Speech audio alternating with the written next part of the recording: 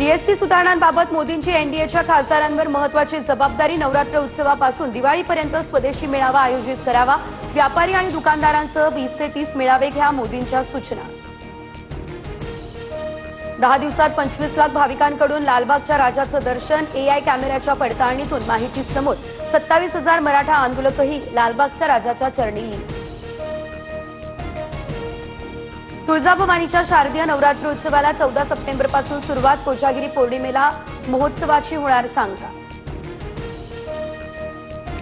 राजकुंद्राला 60 कोटींच्या गुंतवणूक फसवणूक प्रकरणामध्ये आर्थिक गुन्हे शाखेचं समन्स। 15 सप्टेंबरला राजकुंद्रांना चौकशीसाठी राहावं लागणार हजर।